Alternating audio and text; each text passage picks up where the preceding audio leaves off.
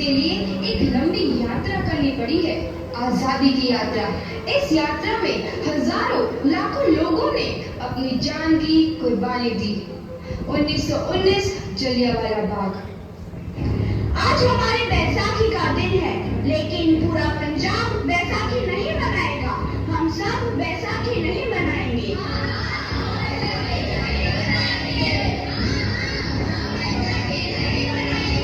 जब तक हम अंग्रेजों को भारत से बाहर नहीं निकाल देते, पूरा पंजाब बैसाखी नहीं मनाएगा। अच्छा, तो तुम सब हमारा विरोध करता है, भाग जाओ यहाँ से। इसका अंजाम बहुत ही बुरा होगा। हम नहीं जाएंगे, तुम लोग जाओगे। हमें नहीं, तुमको भारत से भागना होगा। Soldiers fire!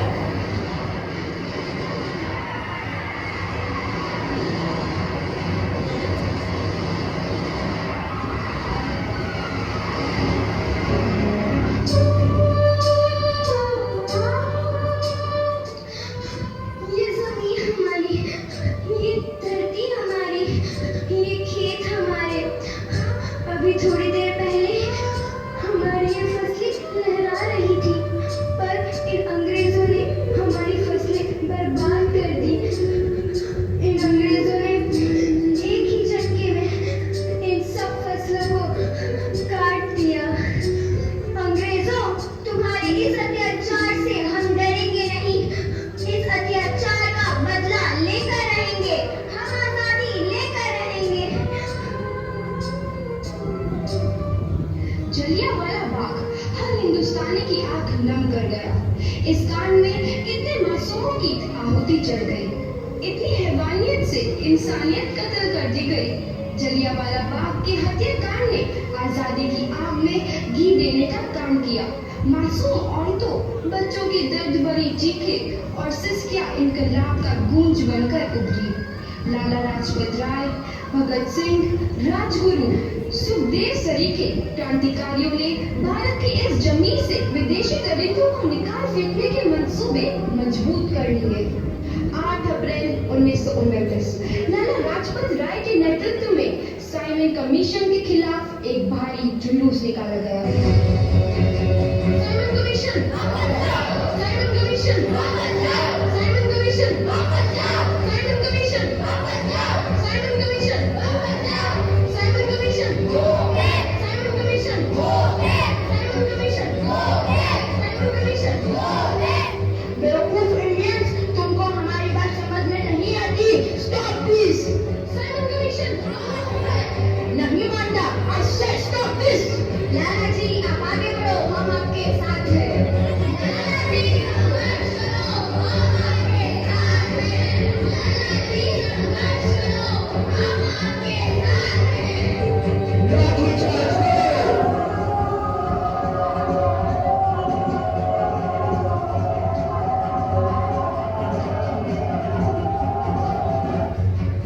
लाला जी को तो बहुत गहरी चोट लगी है, उनका सर फट गया है। मेरे शरीर में लगी एक एक लाठी अंग्रेजी सरकार के कफन में कील का काम करेगी। ये आजादी की लड़ाई रुकनी नहीं चाहिए। ये जिम्मेदारी मैं तुम सबको सौंप कर जा रहा हूँ। लाला लाजपत राय की दर्दनाक मौत के बाद भगत सिंह, सुखदेव, राजगुरु वतन के इन मतवालों के खून में ऐसा उबाल आया जिसका सामना करना अंग्रेजी सरकार के लिए मुश्किल हो गया। अंग्रेजों को करारा जवाब देने के लिए स्कॉट और सैंडर्स को मारने की रूपरेखा रची गई।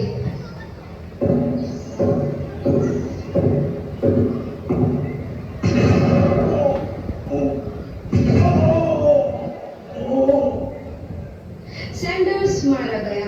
चारों तरफ तहलका मचा था। दीवारों पर लिखा था, लाला जी की मौत का बदला ले लिया गया है। भगत सिंह सभी वहां से फरार हो गए।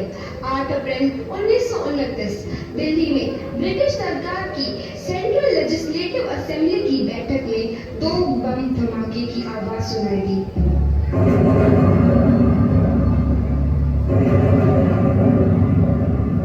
इन धमाकों ने अंग्रेजी हुकूमत को हिलाकर रख दिया। इस घटना को अंजाम देने वाले भगत सिंह, राजगुरु और सुखदेव ने अपने आप को अंग्रेजों के हवाले हवाले कर दिया। 1930 को अदालत ने अपना फैसला सुनाया। मुलजिम भगत सिंह, मुलजिम राजगुरु, मुलजिम सुखदेव को दफा 121 और दफा 302 के तहत ये अदालत तीनों को मुजरिम करार देती है और इस गुस्ताखी के लिए ये अदालत इन तीनों को सजाए मौत की सजा सुनाती है। सरफरोशी की तमन्ना अब हमारे दिल में है, देखना है जोर कितना बाजुए कातिल में है।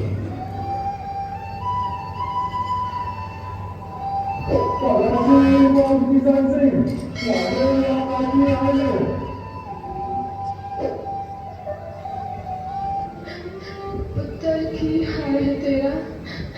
मैं चंगा हूँ माँ, फिक्र करने की कोई गल नहीं। पुत्र, मेरा दिल तेरी तरह पत्थर दिल नहीं होगा। तेरी ये गला सुन के मेरा कलेजा फटे जा रहा है। माँ, मेरा दिल कोई पत्थर जैसा नहीं है, एक वतन परस्त का दिल है जो मेरे देश प्रेम के जज्बे को ताकत देता है। बेटा, मेरा लाल।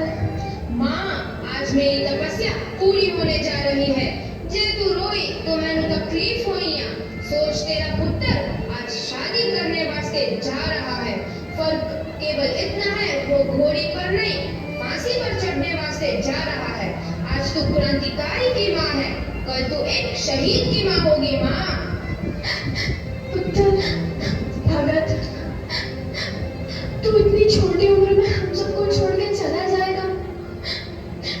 तूने जिंदगी में देखा ही क्या है पुत्र? मैंने अपनी माँ देखी है, जिसने मुझे एक ही बात बताई है कि बेटे, अपने देश के लिए एक बार मरना 100 बार जन्म लेने के बराबर होता है। अच्छा माँ, अब आशीर्वाद दे, आखिरी बार विदाई लेने का समय आ गया है। भगत, मेरे लाल।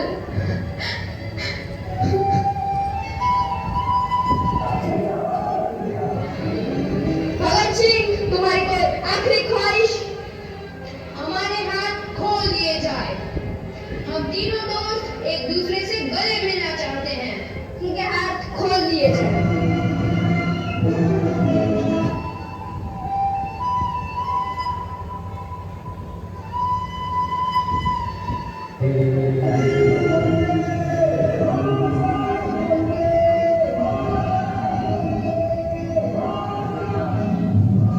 अपनी आहुति दे रहा था। सुभाष चंद्र बोस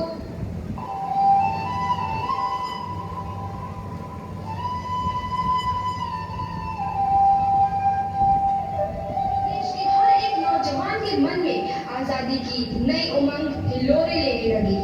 अंग्रेजों भारत छोड़ो का नारा जोर पकड़ रहा था। सबने एक आजाद भारत का सपना देखना आरंभ कर दिया था। हर कोई अपने अपने ढंग से इस महायज्ञ में अपनी आहुति दे रहा था। सुभाष चंद्र बोस, रानी लक्ष्मीबाई, तात्या टोपे और मंगल पांडे जैसे शहीदों की कुर्बानी रंग लाई। 15 अगस्त 1947 को भारत आजाद हुआ।